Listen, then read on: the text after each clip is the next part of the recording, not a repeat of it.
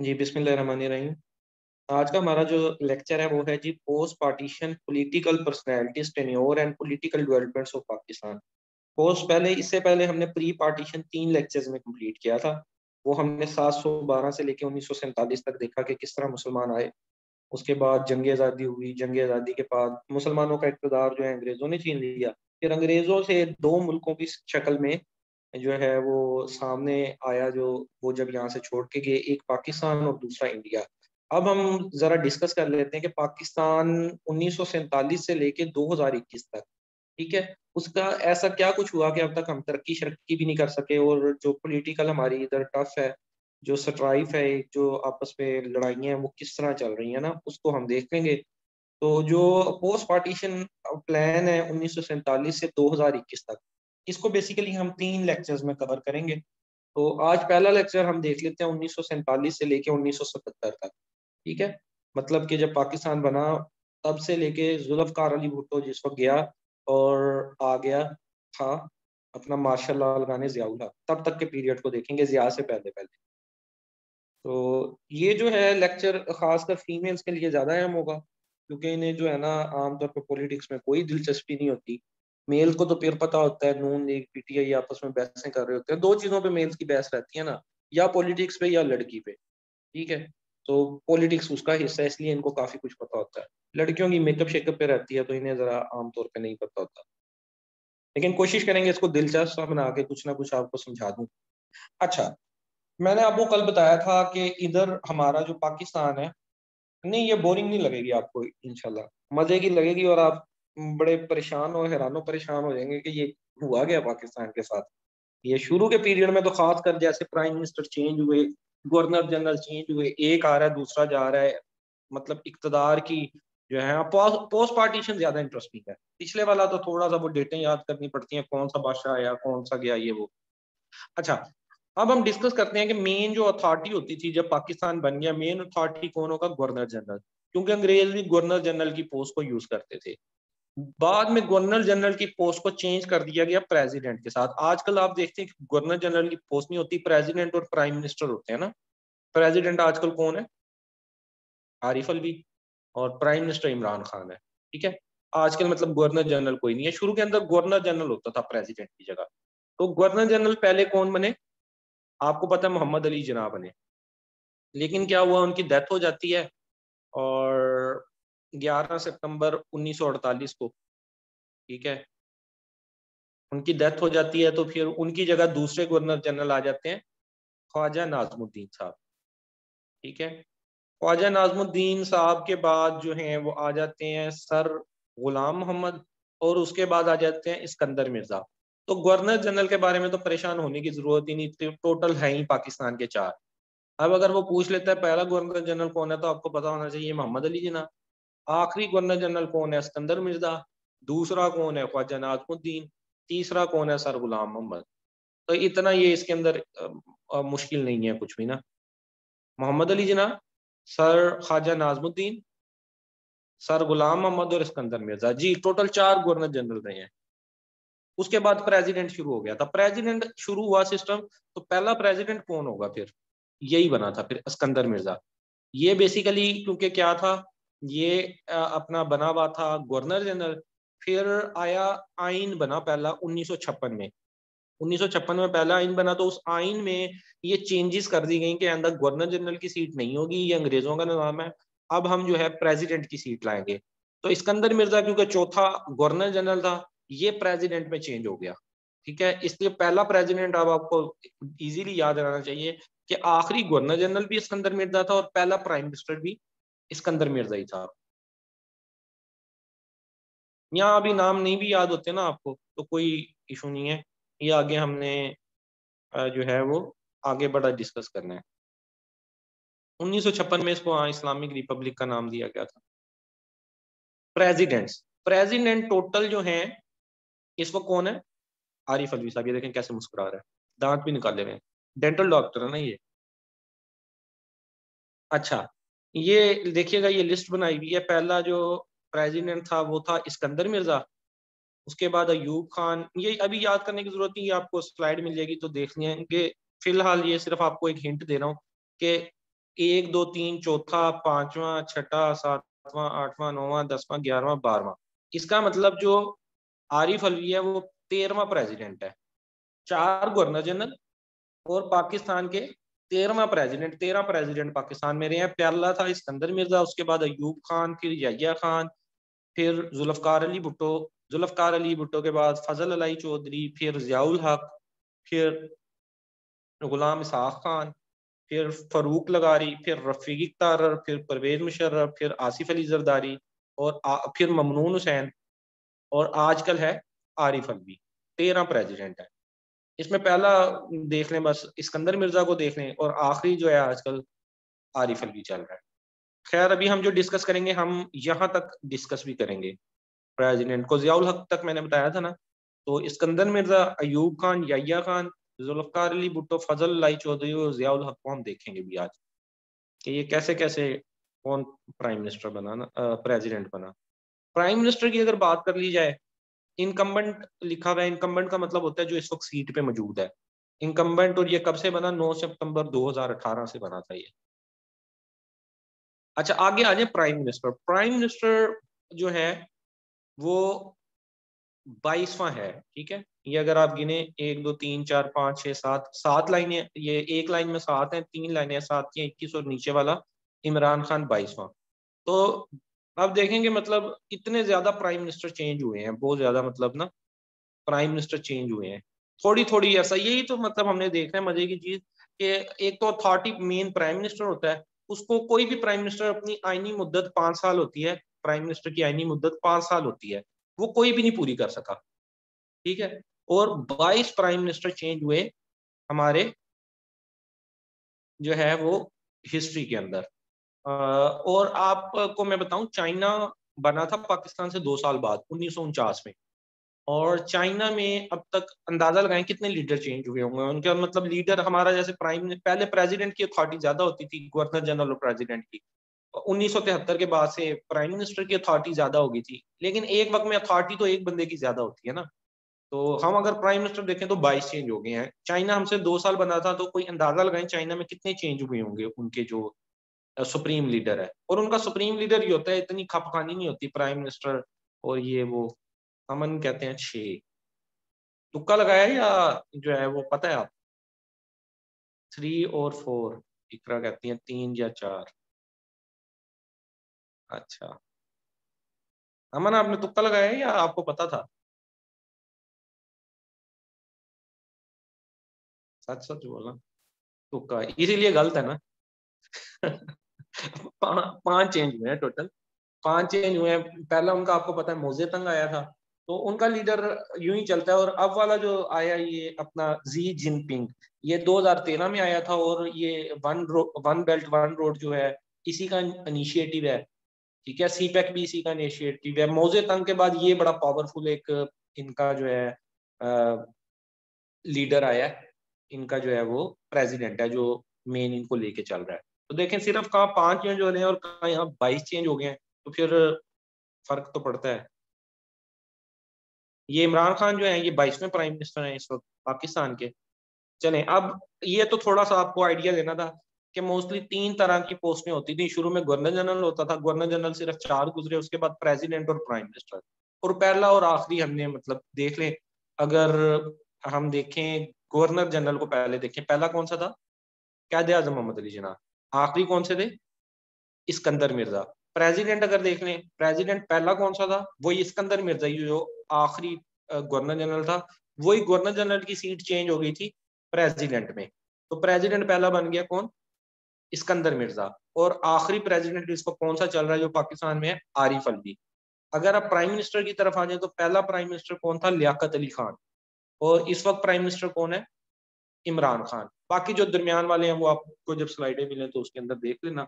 अब जरा हम शुरू कर लेते हैं पाकिस्तान की डेवलपमेंट 1947 से 1977 तक आज के लेक्चर में। ये देखें, उन्होंने बेसिकली पाकिस्तान ब्रिटिश लोगों से लिया, आपको बताया है। और यहाँ पे कोई कॉन्स्टिट्यूशन नहीं था। जाहिर बात है मुल्क को चलाने के लिए कॉन्स्टिट्यूशन की जरूरत होती है। तो 1935 का जो इंडियन एक्ट बना था, आपको मैंने बताया था कि 1935 में एक एक्ट बनाया था, इंडियन एक्ट। उससे पहले आपको मैंने सारा बताया भी था कि वो अंग्रेज थक गए, 3 दफा रिफॉर्म्स की कोशिश, फिर 3 राउंड टेबल कॉन्फ्रेंस, फिर उन्होंने नेहरू को कह दिया तू अपना बना ले, जिन्ना को कह दिया तू अपना बना ले। आखिर में 3 राउंड टेबल कॉन्फ्रेंस करके उन्होंने 1935 का इंडियन एक्ट बनाया, और उसको भी नहीं माना था। लेकिन अब चूंकि मुल्क बना था, क्या चीज इंप्लीमेंट करते, 1935 का एक्ट पड़ा था वो इंप्लीमेंट कर दिया गया कि इस एक्ट के मुताबिक हम जो है ना चलाएंगे। और वो एक्ट कहता था कि गवर्नर जनरल होना चाहिए, और उस गवर्नर जनरल की अथॉरिटी सबसे ज्यादा होती है। और ये 200 साल का जो कोलोनाइजेशन का रूल है वो ब्रिटिश का एंड हुआ था। कोलोनाइजेशन का मतलब यही होता है कि कॉलोनियां बनाना। इन्होंने कॉलोनियां बनाई थी ना डिफरेंट जगह। ईस्ट इंडिया कंपनी ने आके यहाँ भी कॉलोनियां बना ली अपने अंग्रेजों को बैठा के, और बाद में इधर अपना कर लिया, हुकूमत कर ली, उसको कोलोनाइजेशन कहते हैं। तो ऑलमोस्ट इनका 200 साल है। 1857 में तो वैसे कहा जाता है ना, 1857 से 1947 लगाएं तो ये तो सिर्फ 90 साल बनते हैं। लेकिन 90 साल नहीं, इन्होंने जो कहानी डालना शुरू कर दी थी ना वो उससे पहले ही शुरू कर दी थी। ये 1600 ईयर जो है ना तभी आना शुरू हो गए थे बेसिकली अंग्रेज।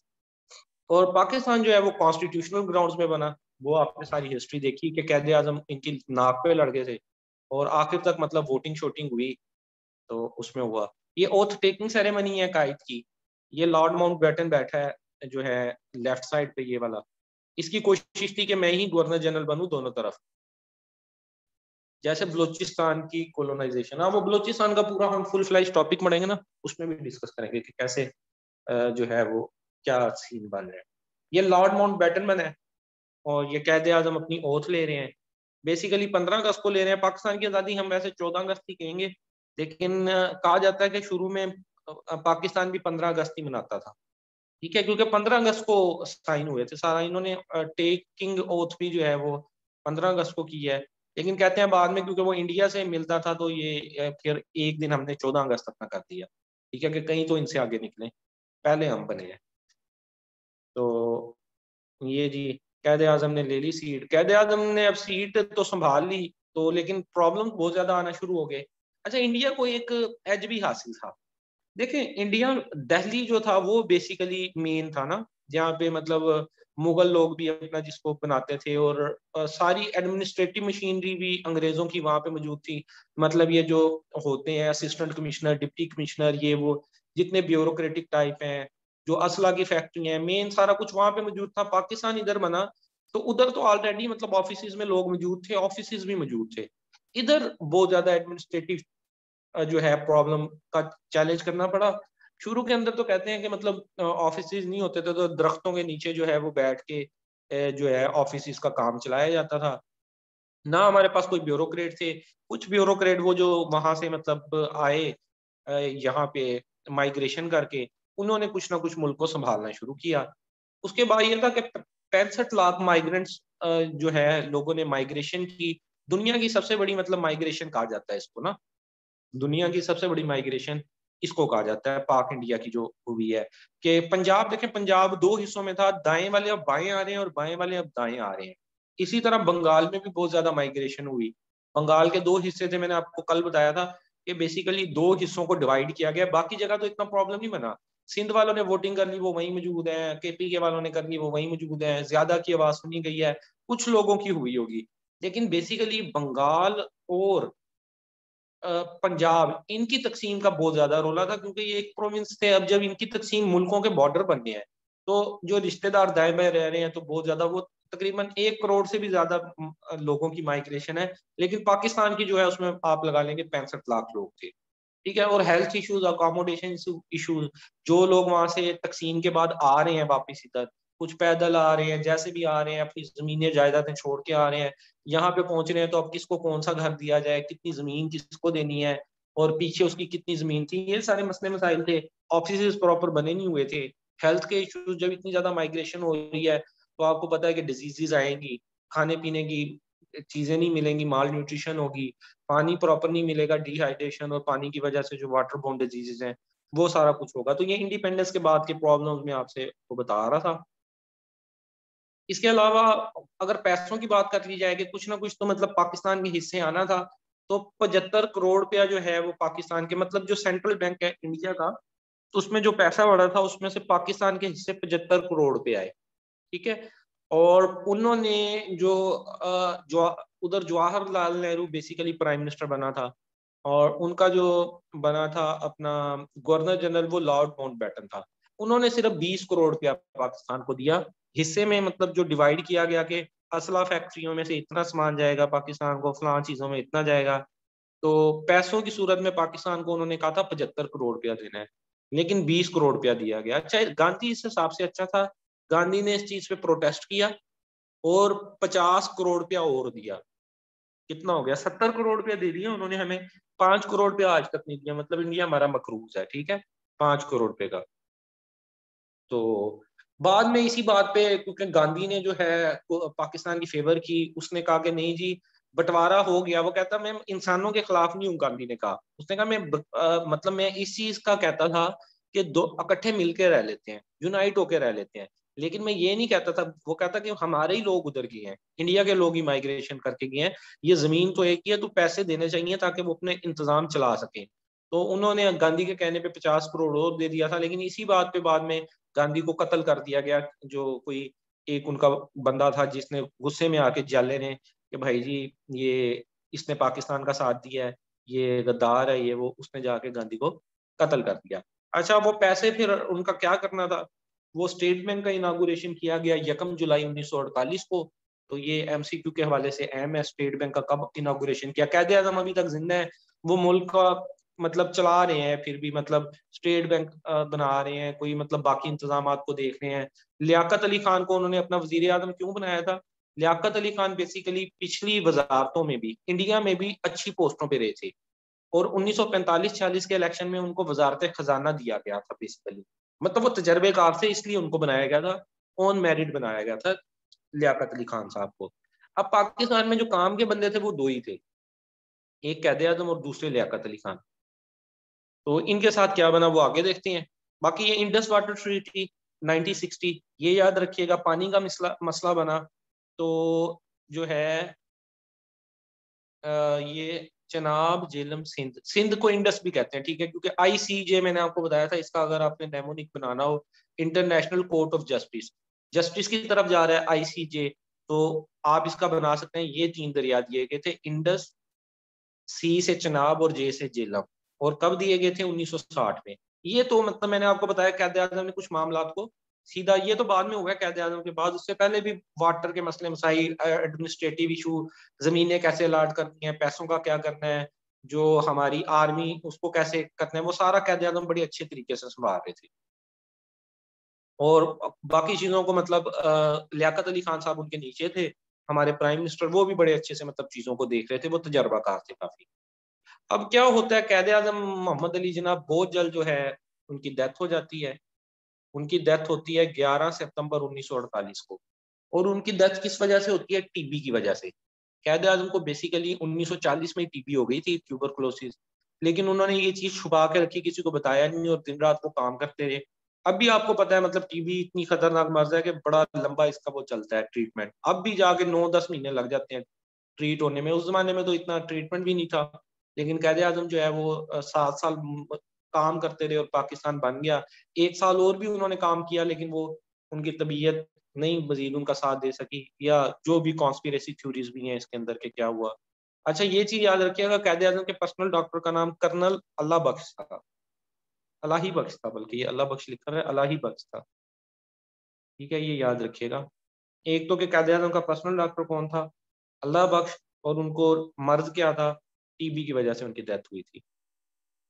अब उनकी डेथ होगी तो गवर्नर जनरल की सीट खाली हो गई, और गवर्नर जनरल की सीट पे एक और काबिल बंदा ख्वाजा नाजमुद्दीन इनको लाया गया। गिनती के बंदे थे। अब उन्होंने देखा कि गवर्नर जनरल कैद आजम तो चले गए, यहाँ पे ऐसा करते हैं कौन बंदा बचा, कौन बंदा बचा। वो नजर पड़ी, जैसे क्लास में हमारी नजर पड़ती है अमन की तरफ, तो कोई असाइनमेंट है अमन को दे दो। तो उन्होंने कहा कैद आजम आ गए, अब ये किसको असाइनमेंट दी जाए? उन्होंने कहा ख्वाजा नाजमुद्दीन बंदे ठीक है, इनको जो है ना गवर्नर जनरल बना दिया जाता है, बना दिया जाए। तो उन्होंने जी इनको गवर्नर जनरल बना दिया, दूसरा गवर्नर जनरल, टोटल 4 है ना, दूसरे ये आ गए। उसके बाद क्या हुआ? अब आते हैं थोड़ा सा हम कॉन्स्टिट्यूशन मेकिंग की तरफ। जैसे मैंने आपको बताया था कि जब पाकिस्तान बना तो हमारा कॉन्स्टिट्यूशन कोई भी नहीं था, कॉन्स्टिट्यूशन नहीं था। तो अब कॉन्स्टिट्यूशन बनाने की कोशिश शुरू होगी कि चलें अब इस्लामी मुमलिका का कोई कानून बनाते हैं। और सितम जरीफी देखें कि 1947 में पाकिस्तान बना, और पाकिस्तान का कॉन्स्टिट्यूशन कब बनता है? 1956 में। 9 साल बाद इंडिया ने अपना 1950 में बना के लागू भी कर दिया था। 3 साल के अंदर अंदर उन्होंने अपना कॉन्स्टिट्यूशन बनाया और 1950 में उन्होंने अपना कॉन्स्टिट्यूशन बना लिया था। हमारा कॉन्स्टिट्यूशन बनते बनते 9 साल लग गए। अच्छा, वो कैसे बनना शुरू हुआ? पहला मसला तो पाकिस्तान जब बना ना, पहला मसला कॉन्स्टिट्यूशन बनाने के अंदर तो आ गया जी लिबरल लोग और रिलीजियस लोगों का। लिबरल लोग जो थे वो कहते थे पाकिस्तान बना है तो इसको, जो यहाँ पे कॉन्स्टिट्यूशन बनना चाहिए वो हर किसी को आजादी होनी चाहिए रहने की यहाँ पे। उन्होंने कहा देखो, इनका व्यू क्या था लिबरल लोगों का। उन्होंने कहा देखो, पाकिस्तान मुसलमान थे, मुसलमान वहां पे मिनोरिटी की शक्ल में थे। मिनोरिटी, तुम अपने हकूक मांगते थे कि हमें सारे हकूक दिए जाएं, और जो है हमारे साथ हिंदू जुल्म करते हैं। लिबरल लोग कहते थे अगर इस्लामिक कंट्री बना दोगे, इधर नाम इस्लामिक कंट्री, इस्लामिक कानून बना दोगे, तो जो मिनोरिटीज हैं उनके साथ क्या यहाँ पे सलूक अच्छा नहीं होगा। ठीक है, उन्होंने कहा यहाँ की मिनोरिटीज पिस जाएंगी, और हम खुद मिनोरिटी थे, आज अगर हमारे पास एक मुल्क आ गया है तो बाकी लोगों को भी यहाँ पे प्रॉपर जीने का हक दिया जाए, कंट्री को सेकुलर होना चाहिए। अच्छा, कैदे आजम भी कुछ हद तक कई कई जगहों पे उन्होंने मुल्क को सेकुलर होने का कहा था कि सेकुलर कंट्री बने।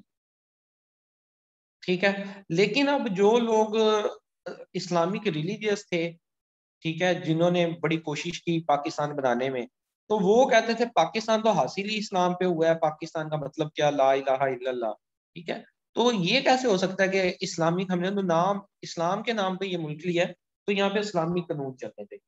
अब मसला यही, मतलब इनकी दरमियान में आपस में बहस होती रही थी। खैर, जो रिलीजियस विंग था वो अपनी डिमांड में जीत गया, और पहली एक रेजोल्यूशन पेश की गई, उसको कहते हैं ऑब्जेक्टिव रेजोल्यूशन 1949। मतलब पाकिस्तान बनने के 2 साल बाद सिर्फ ये बहस खत्म हो रही है कि किस तरह का कानून बनाना चाहिए, क्या वो लिबरल कानून होना चाहिए या वो रिलीजियस कानून होना चाहिए। तो जो रिलीजियस वाले लोग थे वो जीत के, और जो कानून बनाया गया, ऑब्जेक्टिव रेजोल्यूशन 1949 में लियाकत अली खान ने पेश की, वो इस्लामी बनाई गई। उसके की फीचर क्या थे कि सॉवरेनिटी टू अल्लाह होगी, जो हाकमियत है वो अल्लाह ताला की होगी, और फेडरल सिस्टम बनाया जाएगा प्रोविंसेस के साथ।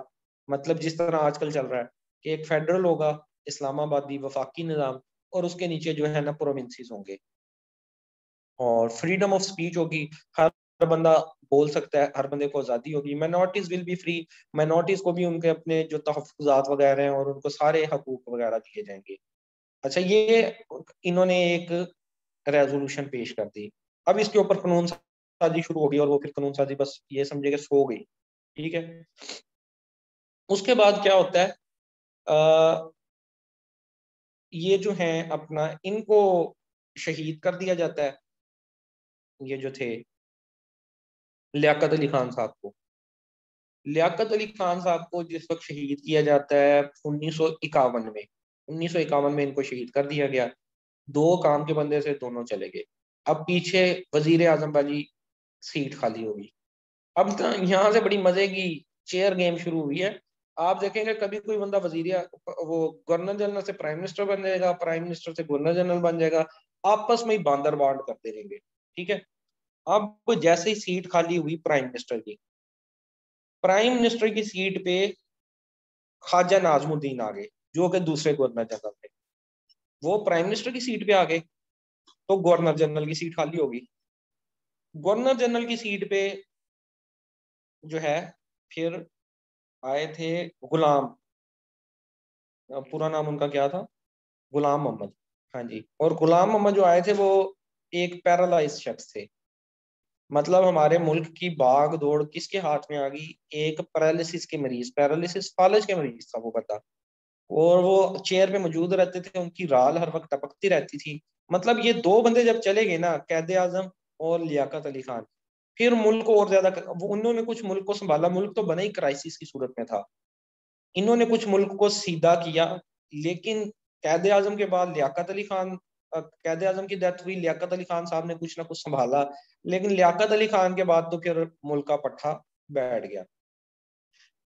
अब लीडरशिप क्राइसिस आ गया, अगर सिंपल इसको समझें। कॉन्स्टिट्यूशन की मेकिंग का इशू आ गया कि अब कॉन्स्टिट्यूशन कैसे बनाए। ऑब्जेक्टिव रेजोल्यूशन पेश करने वाले जो हैं वो तो उनकी डेथ हो गई है, लियाकत अली खान साहब की। अब क्या करें? अच्छा, अब हम ना इसको डिफरेंट पार्ट्स में कवर करते हैं। पहला पार्ट हम देखते हैं 1947 से 1956 के दरमियान क्या हुआ, कि जो हमारा बना आइन बना, पहला आइन बनने के दरमियान के अरसे में क्या हुआ। आप ये देखें, 4 गवर्नर जनरल चेंज हुए। ठीक है, पहली स्लाइड जो मैंने आपको दिखाई थी, उसके बाद तो गवर्नर जनरल की सीट ही खत्म होगी, वरना और भी अभी चेंज हो जाते। 5 प्राइम मिनिस्टर चेंज हुए इस 9 साल के अरसे में। 5 प्राइम मिनिस्टर चेंज होते हैं। पहले प्राइम मिनिस्टर लियाकत अली खान, उनकी डेथ हो जाती है, उसकी जगह आ जाते हैं जो है ख्वाजा नाजमुद्दीन। तो ख्वाजा नाजमुद्दीन जाते हैं तो आ जाते हैं मोहम्मद अली बोगरा, मोहम्मद अली बोगरा आ जाते हैं तो आ जाते हैं चौधरी मोहम्मद अली, चौधरी मोहम्मद अली जाते हैं तो हुसैन शहीन सरवर्दी, हुसैन शहीन सरवर्दी जाते हैं तो आई चंडीगढ़, आई चंडीगढ़ जाते हैं तो फिरोज खान। मतलब कि इतने प्राइम मिनिस्टर चेंज होते हैं और बस अजीबो गरीब ही मामला हो जाते हैं। चौधरी मोहम्मद अली इनमें से एक जो प्राइम मिनिस्टर हैं 1947 से 1956 के दरमियान, उन्होंने एक अच्छा इंपॉर्टेंट रोल प्ले किया कॉन्स्टिट्यूशन बनाने का। अच्छा, ये प्राइम मिनिस्टर चेंज कुछ जातीय नाम पे होते रहे, जो मैंने 5-6 नाम आपको बताए, कि पहले वाले तो चले कत्ल हो गए ना, लियाकत अली खान प्राइम मिनिस्टर। दूसरे जो थे वो ख्वाजा नाजमुद्दीन आए, वो चले चले गए उसकी सीट पे, जो है गवर्नर जनरल की सीट पे चले गए, क्योंकि गवर्नर जनरल की पावर्स वगैरह ज्यादा होती थी ना। उसके बाद के जो प्राइम मिनिस्टर मैं आपको बता रहा हूँ कि मोहम्मद अली बोगरा, चौधरी मोहम्मद अली, उसके बाद हुसैन शहीन सरवर्दी, फिर उसके बाद आई चंडीगढ़, उसके बाद फिरोज खान। ये बस इनको सबको चेंज किया सिकंदर मिर्जा ने। सिकंदर मिर्जा का बड़ा रोल था इन सब में। यहाँ पे थोड़ा सा मैं आपको चले बताता चलता हूँ।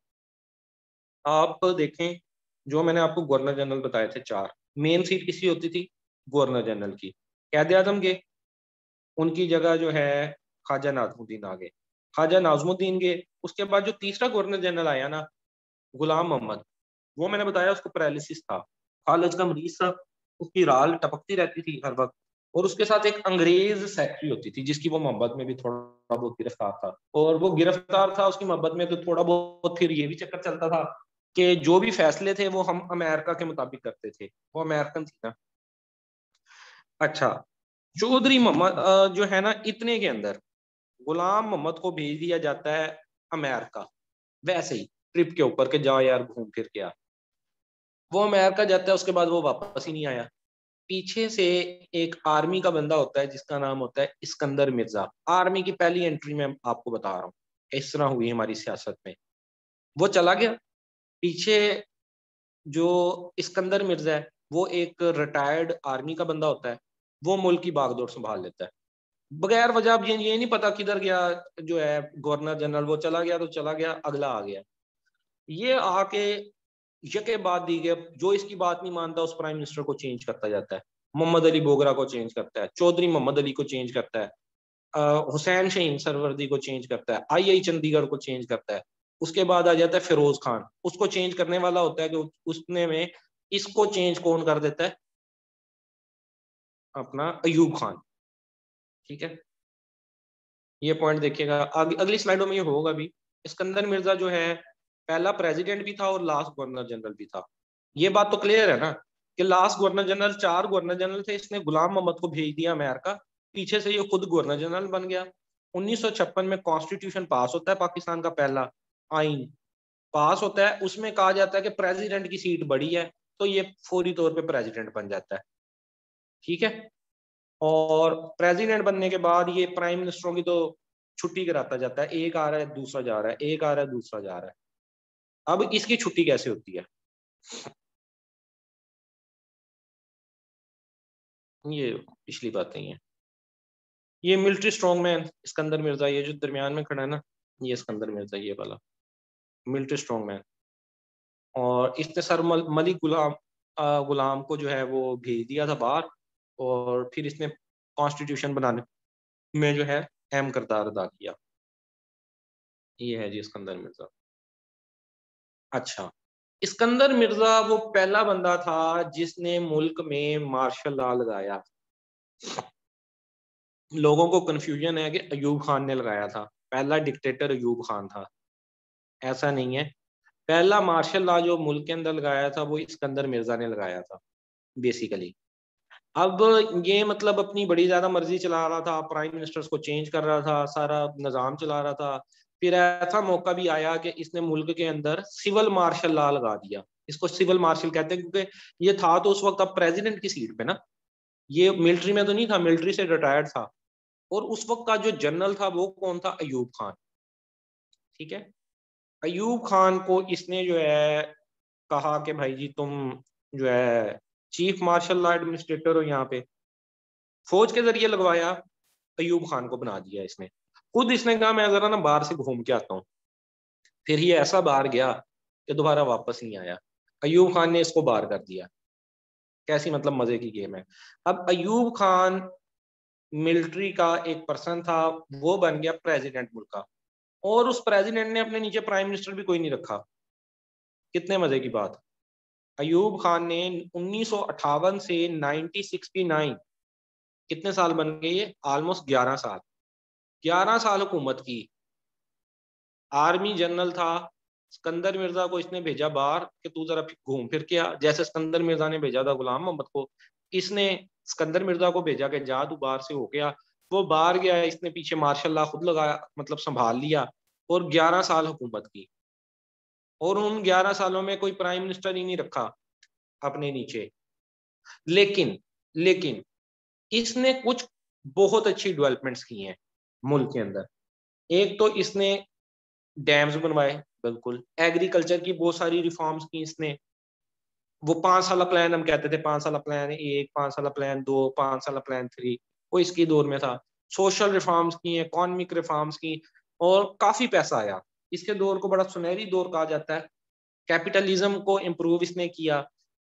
थोड़ा सा मतलब ड्रॉबैक ये था कि कुछ खानदानों ने तरक्की की इसके पीरियड में। कोई 200 के करीब खानदान थे जिन्होंने तरक्की की। जो मजदूर और आम लोग थे वो पिस गए। इसने इंडस्ट्रियलाइजेशन को तरक्की दी, इन्वेस्टमेंट वगैरह दी। जो कारोबारी लोग थे कि इनको इन्वेस्टमेंट देंगे तो कुछ बनेगा मुल्क का। और इसके दौर में 1965 की बार भी, अयूब खान के दौर में। अच्छा, अयूब खान ने मुल्क को सही लेके चल रहा था, एक दुरुस्त सीमत में लेके चल रहा था काफी हद तक। डैम शैम भी बनाया, जैसे एक स्टूडेंट ने बताया अभी। तो ऐसा क्या हुआ कि इसकी गवर्नमेंट चली गई? दो तीन वजूहात थी उसमें। एक तो 1965 की वार होती है इसके जमाने में। अच्छा, इससे पहले ना इसके आपको मैं बताऊं, इसके खिलाफ इलेक्शन में ना उसने भी हिस्सा लिया था, फातिमा जना ने, अयूब खान के खिलाफ। ये देखिएगा यहाँ पे, army commander general Ayub Khan ने डिसमिस किया सिकंदर मिर्जा को और उसको बाहर कर दिया 1958 में। ठीक है, 1958 से मुल्क में आर्मी आ गई। अब पीछे जो कुछ हो गया उसको भूल जाएंगे, पता नहीं अभी सर ने क्या कुछ बताया। गवर्नर जनरल, प्राइम मिनिस्टर, ये वो पढ़ेंगे तो आपको पता चल जाएगा। अब हमने माइंड थोड़ा सा क्लियर रखना है, हम सिर्फ देख रहे हैं 1958 से 1959 का जमाना। 11 साल जो अयूब खान ने गवर्नमेंट की है, उसके अंदर अयूब खान ने फातिमा जना को इलेक्शन भी हराया एक। ठीक है, और ये प्रेसिडेंट बन गया इलेक्शन के बाद, प्रॉपर प्रेसिडेंट बन गया। कहा जाता है कि उस इलेक्शन के अंदर बहुत ज्यादा रिगिंग हुई थी, मिलिट्री की पावर थी। अच्छा, वो इलेक्शन ऐसे नहीं हुआ, लोगों ने वोट नहीं दिए थे। वो कोई इसने अपना ही सिस्टम बनाया, बेसिक डेमोक्रेट्स का। 80,000 वोट बना दिए पूरे मुल्क के, कि मुल्क में ना 80,000 वोट होगा। इस तरह से किया, खुद ही सिस्टम बनाया, खुद ही लड़ा, फातिमा जना को डिक्लेयर कर दिया कि ये हार गई है, खुद को कहा मैं जीत गया हूँ। तो यहाँ से एक तो ये मसला भी इनके खिलाफ बना कि कैदे आजम की बहन थी वो। ठीक है, और उनकी एक मतलब अथॉरिटी थी, सारे लोग यही समझ रहे थे कि वो जीत जाएंगे, लेकिन ऐसा नहीं हुआ। वो नहीं मतलब जीत पाई फातिमा जना। अच्छा, एक एक रीजन ये बनी कि अगर ये मुल्क को लेके जा रहा था, इसने अपने नीचे प्राइम मिनिस्टर भी कोई नहीं रखा। इसने कहा पॉलिटिकल टसल में क्यों पड़ना, कि प्रेसिडेंट प्राइम मिनिस्टर को नकार रहा है, प्राइम मिनिस्टर प्रेसिडेंट की टांगे खींच रहा है, ये सारा कुछ हो रहा है। इसने कहा मैं अकेले ही हुकूमत करता हूँ। 11 साल इसने हुकूमत की। 1965 की वार हुई। 1965 की वजह से, हाँ जी, सारा कुछ एक ही बंदा अपने हाथ में ले ले। वहां पे भी तो ऐसे ही है, चाइना में तरक्की कर रहा है वो। ताशकंद डिक्लेरेशन हुई नेक्स्ट साल ही, अयूब खान और जो है वो लाल बहादुर शास्त्री के दरमियान। जंग जब हुई तो जहरी बात है, जंग होने के बाद कुछ मामला भी तो तय होने थे ना। 1965 की जो जंग हुई, वो दोनों इंडिया कहता है कि हम जीते हैं, पाकिस्तान कहता है कि हम जीते हैं। ठीक है। बस आप समझ लें कि बराबर ही हुई थी, ज्यादा तफसील में नहीं जाते उस वार की। खैर वार एंड हुई तो ये दोनों लाल बहादुर शास्त्री और अयूब खान जो हैं वो मिलते हैं ताशकंद के मुकाम पे उज्बेकिस्तान में। सालसी का किरदार उज्बेकिस्तान अदा करता है। ये माना जाता है जब ये वापस आता है तो फॉरेन मिनिस्टर जुल्फकार अली भुट्टो साहब गुस्से में आके रसायन दे देते हैं। ये कहते हैं जुल्फकार अली भुट्टो साहब ये कहते हैं कि इसने जाके मुल्क को टेबल पे बेच दिया है। और जुल्फकार अली भुट्टो इसका बड़ा खास था अयूब खान का, और खास था तभी तो उसको फॉरेन मिनिस्टर बनाया हुआ था। लेकिन इस बात पे अयूब खान ने रिजाइन कर दिया, जुल्फकार अली भुट्टो ने रिजाइन कर दिया। उसने कहा कि 1965 की बार हम जीत चुके थे। अयूब खान ने जाके टेबल के ऊपर ये जंग हारा है, इसलिए मैं रिजाइन करता हूँ। अब मैं आपको ये बेसिकली रीजन बता रहा हूँ कि 11 साल का पीरियड जो इसने गुजारा 1958 से 1969 तक, तो ऐसी क्या वजूहत बनी कि जुल्फकार अयूब खान को चेंज करना पड़ा। मुल्क की हालात खराब होना शुरू हो गए थे। एक तो फातिमा जिन्ना हारी थी, इस पे इल्जाम लगा कि इसने रिगिंग की है, धांधली की है। ठीक है। दूसरे नंबर पे 1965 की जंग हुई और ये जाके उज्बेकिस्तान में जाके मिला लाल बहादुर शास्त्री से और टेबल पे मामला तय किए। असल में कुछ हिस्से हमारे पाकिस्तान के इंडिया के पास चले गए थे, इंडिया के पाकिस्तान के पास आ गए थे। तो ताशकंद डिक्लेरेशन अगले साल जो 1965 से अगले साल 1966 में होती है, उसमें ये डिसाइड करते हैं कि पाकिस्तान के हिस्से पाकिस्तान को वापस कर दो, हम इंडिया के हिस्से इंडिया को वापस कर देते हैं। तो इस वजह से फिर जुल्फकार अली भुट्टो ने कंपेन शुरू कर दी। हाँ, स्टूडेंट मूवमेंट्स वगैरह भी स्टार्ट हुई, काफी सारे फैक्टर मिल जाते हैं ना। काफी सारे फैक्टर, एक फैक्टर ये भी था थोड़ी सी महंगाई बढ़ना शुरू हो गई थी। कहते हैं कि वो चीनी और आटे की कीमत बढ़ गई थी, तो बड़ी मतलब माइनर सी बढ़ी थी वो भी, मतलब कहते हैं कि इंटरनेशनल तौर पे चीजों की कीमत बढ़ी थी, तो इस वजह से ये चक्कर बना था। ठीक है। और फिर याहिया खान उसका एडमिनिस्ट्रेटर होते हैं, वो होते हैं आर्मी चीफ, वो मार्शल लॉ लगा देते हैं। मतलब मार्शल लॉ की जगह दोबारा मार्शल लॉ ये लग रहा है। वो मार्शल लॉ की जगह तो नहीं लग रहा, डिक्टेटर की जगह डिक्टेटर ही आ रहा है, आर्मी का बंदा ही आ रहा है। और वो ये इसको अयूब खान को गवर्नमेंट को खत्म करके नया मार्शल लॉ लगा देता है। मार्शल लॉ लगा तो 1962 का आइन खत्म हो गया। मार्शल लॉ लगने का ये मतलब होता है कि जो आइन है उसको खत्म कर दिया गया है। अगर आइन को खत्म नहीं करेंगे तो आइन तो कहता है कि प्रेसिडेंट अयूब खान है, अयूब खान ने तो आइन को खत्म करना पड़ेगा। तो इसने नया मार्शल लॉ लगा दिया जी याहिया खान ने। याहिया खान की गवर्नमेंट 2 साल रही। याहिया खान ने बेसिकली जो मार्शल लॉ लगाया था वो इसलिए लगाया था कि मैं नए इलेक्शन करवाता हूँ यहाँ पे। तुम लोग कहते हो कि वो जो पिछले इलेक्शन है जो फातिमा जना और अयूब खान ने आपस में लड़े और उसमें अयूब खान जीत गया रिगिंग करके, तो अब मैं मुल्क में नए इलेक्शन कराता हूँ। नए इलेक्शन इसलिए भी कराता हूँ कि जुल्फकार अली भुट्टो ने अपनी अलहदा पार्टी बनानी थी, पीपल्स पार्टी। पाकिस्तान की सबसे फिर पुरानी पार्टी कौन सी हुई? पीपल्स पार्टी हुई। पहली जमहूरी पार्टी पीपल्स पार्टी थी।